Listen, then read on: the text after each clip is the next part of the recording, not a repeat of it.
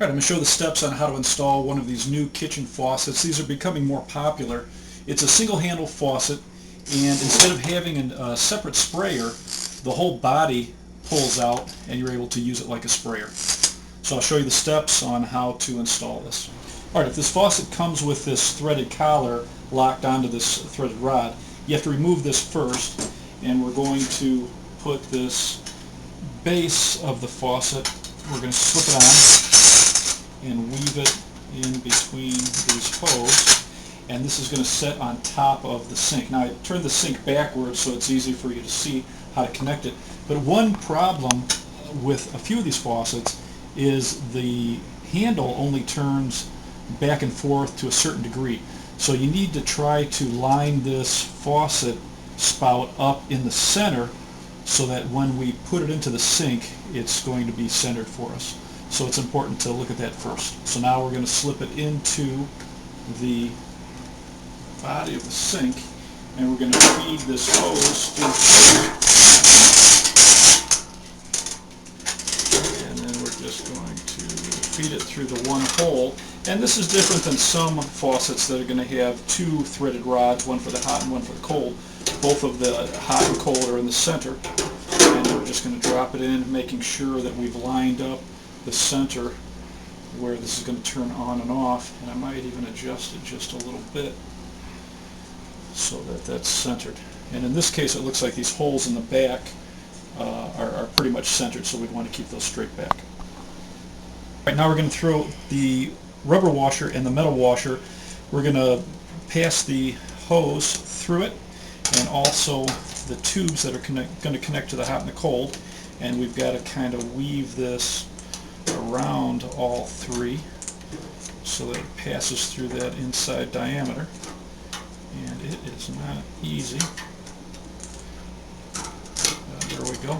And now we're going to make sure that we've got the front lined up, and then we're going to take our threaded nut and we're going to push it up the same way and then tighten it down on that threaded post.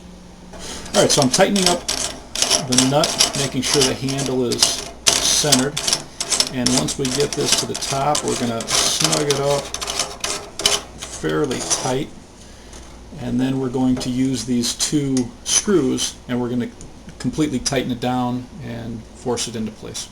Alright, now the flexible tubing that goes to the handle, I put a little bit of plumber's grease all around this O-ring, and that's going to keep it from drying out as quickly, and it's going to allow me to pop this in place without scratching it or causing a little scratch that would possibly leak. So once we have that greased up, we're going to snap this into place, and then it has a little set screw that we're going to tighten down, and then we'll go on to the next step where we're going to attach our supply line. Alright, now we're going to connect the supply line to the faucet, and almost all kitchen sinks are going to have half-inch iron pipe coming out of the body of the faucet itself. In this case we've got one group coming out of the middle of the faucet. A lot of faucets are actually going to have threaded pipes coming from the left and right side of the faucet body. But in this case we have supply tubes that are copper, so we're going to have to be very careful as we tighten this. And in the supply line itself, in most cases you're going to have half-inch iron pipe that's connected to your faucet, and then connected to the valve, the most common size is 3/8 compression. You could possibly have half-inch compression or half-inch iron pipe, but in most cases it's going to be half-inch iron pipe to the faucet, 3/8 compression to the valve.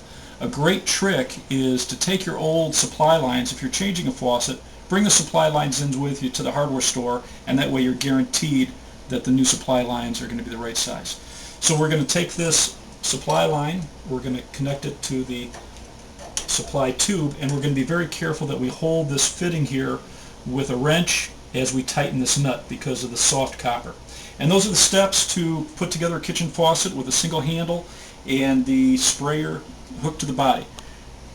Alright, the only thing you have to add to a faucet like this is this little weight they give you, and you just connect it to the bottom of the loop, and when you use your sprayer and push it back into the body of the faucet, it just helps push the hose back down. And so that's all there is to it. Alright, before you connect a new supply line to either your faucet or a dishwasher, you'd want to bleed it first. So I connected the supply line to the valve, and I'm just going to let it run for a couple of seconds.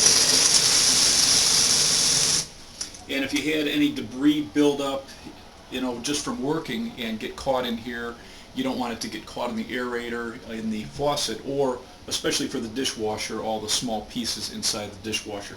So it's always a good idea to grab a bucket, bleed it first, and especially if you have galvanized pipe and you've shut off the water and you've turned the main back on, just that activity sometimes shakes loose a lot of rust.